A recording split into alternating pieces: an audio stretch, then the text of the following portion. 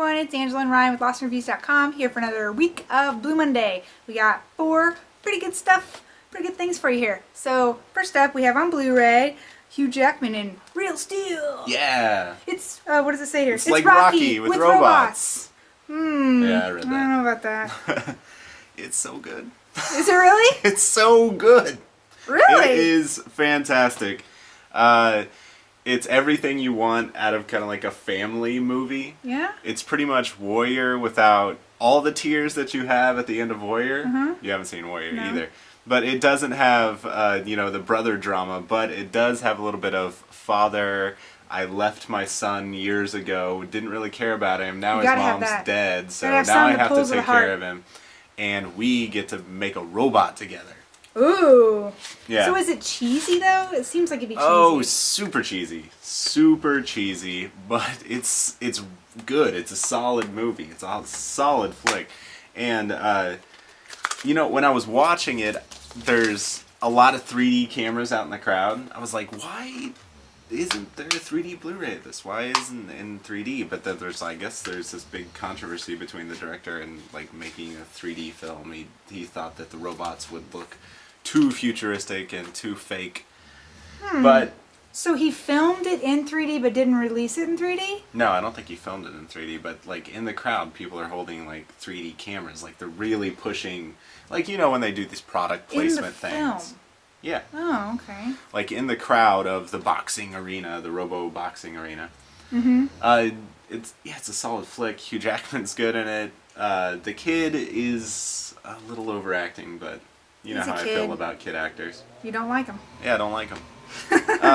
It's got a ton of special features and a DVD to throw in your mom van. Oh yeah, gotta have that. I would highly suggest this, especially if you have kids. If you don't have kids, I would give it a rent it. How is this film, though, on an attention span of like a 5-year-old? Is this way too long for a little kid? I don't know. I usually think that I have the attention span of a 5-year-old, so it held my attention. Okay. So, yeah. So definitely a movie for young boys, probably not little girls. Yeah, there's no pink robots. I almost said, yeah, it's for girls too. But wait, no, there's a purple one. See? Girls like it. There's a purple robot on the back here. And he's got all these like Japanese symbols that glow. It's awesome. So is it playing on the whole Rock'em Sock'em Robots thing from back in our day? No. There's not even a reference to it. You would think it is, because aren't they controlling the robots from off the... Yeah, but it's really not like that. Not at all. Okay. So, special features, pretty good? Yeah, special features pretty good. Everything you expect from a movie making of, kind of talking heads, interviews, and everything's on there that you would expect. And you're going to give this what?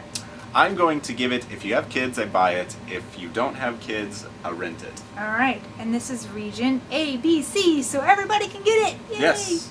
Okay, next up we have The Whistleblower with Rachel Weisz. Other end of the spectrum. Holy shit, this movie is hard to watch. Make you cry? Yeah, it's about Rachel Weisz. She's a cop. She's not a very good mom, so her husband and her just had a divorce, and he got custody of the kid.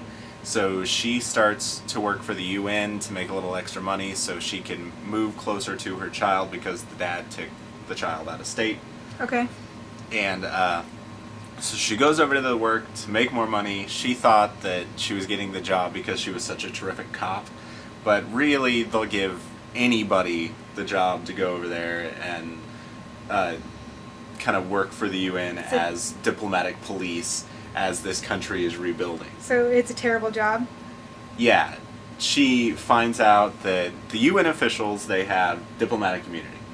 So what they're doing is they are trafficking girls into the country and bringing them to these sex slave bars and like raping them and purchasing them and so she tries to save these girls.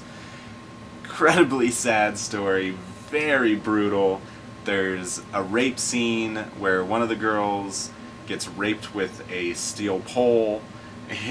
Yeah. Oh my gosh. Hardcore movie. Yeah. Yes. Obviously rated R. But it's very good. I highly suggest everyone see it. Because it's so brutal, though, I don't see myself coming back to watch it again. Yeah, why would you... Are you suggesting people see it because it's a well-made film or because it's a story people need to know about? It's a well-made film, It's a story people need to know about. It's an intriguing story. It's a gripping film, and it's just well made. I'm surprised that they didn't have a push for this for Oscars. Yeah, well, this was 2010 when it came out, actually. I didn't know that. So, I think it actually did get pushed for, I don't know. I can't remember that far back. Rachel Weisz was great in it, though. Yeah, I was going to ask you how she was in this role compared to others that she's done. She was great, and you can tell this was a big passion project for her because there's interviews with the real woman that she portrays. Okay. Yeah, it's a well-made movie. It's really good. I highly suggest people go out and see it. Okay. Well, and that is Region A. Yep. So, special features are good on it. Okay, next up, another back and forth from our emotions here, Yep. a drama called Happy Happy. This is a Norwegian film. Yes, and it is from Magnolia, and I'm officially saying this. Magnolia is my favorite movie studio. I've been saying that all year. You are way behind. Well, I kind of felt like, no, there's other studios that I really like, Oscilloscope, and, They're good too. and sometimes Focus comes out with stuff I really like, but no, it's official. They are my all-time favorite movie studio. This slate of films that they brought out this year are fantastic, and this is one of them. Yeah. Happy Happy is about two couples that, one couple's renting out this house to another couple that just came because they're trying to get out of the city because the guy's wife cheated on him, and they're trying to have a new start. Yeah. Trying to get together. Now, obviously, they have to get away from where all that was happening. I imagine, we never see the guy that she cheated, but I imagine he's like some brooding Italian guy with a ponytail. Like bulging like muscles. Fabio? Yeah, he's like, the husband's like, we have to get out of here. He's like, I would fuck him. We have to leave. You can't see this guy anymore because I would fuck the shit out of Fabio. Uh-oh. So they leave, and then they find a couple that, has just as many issues as them. Yeah.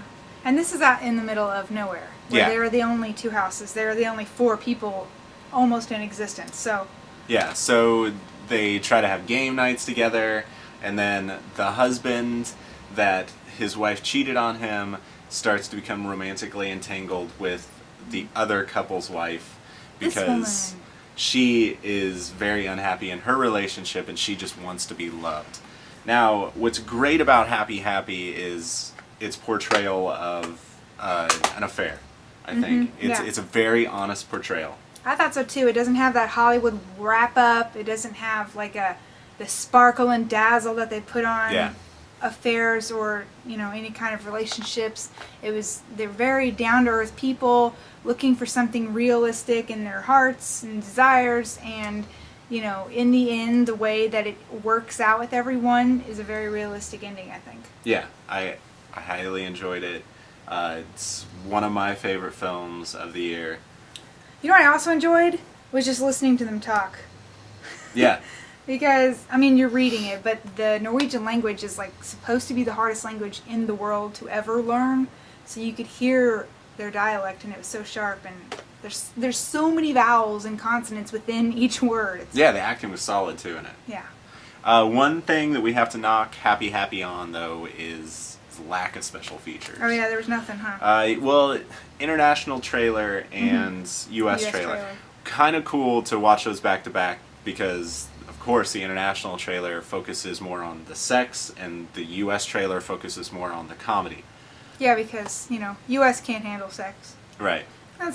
But I highly suggest everybody go out and buy Happy Happy. You have to see this film. It's fantastic. It's really good. Fantastic film.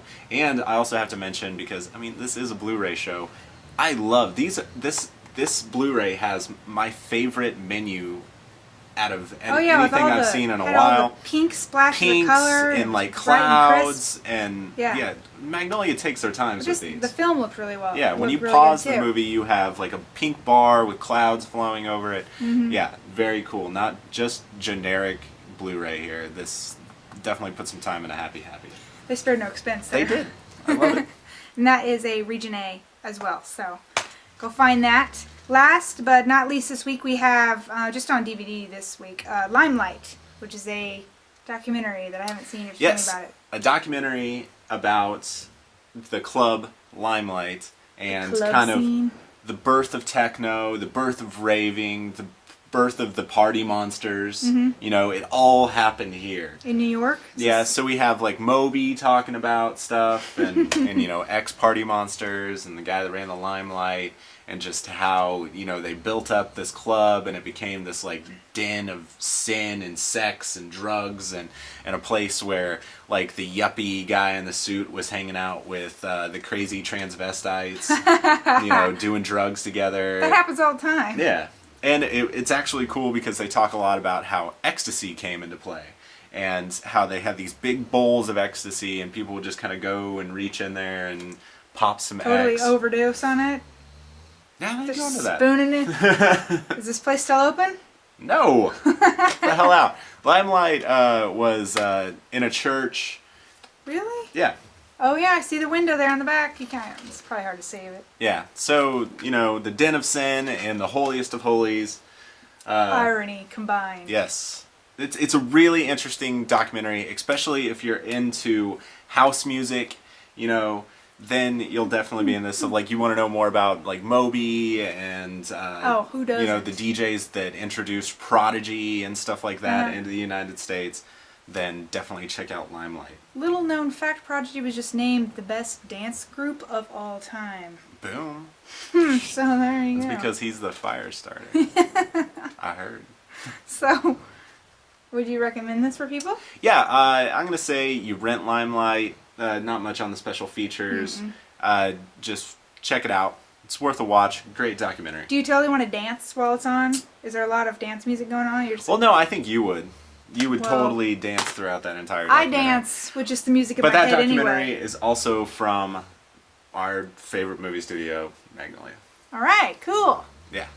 Exciting. That That's is it all for this week. Yeah. Next week we have a great week for you. We have Drive, Don't give it all away. The Other F Word, Don't give it all away. and more stuff. See, you're giving it all away. No, there's two more. So. I'm gonna give it all away. All right, we'll see you next week. All right, bye.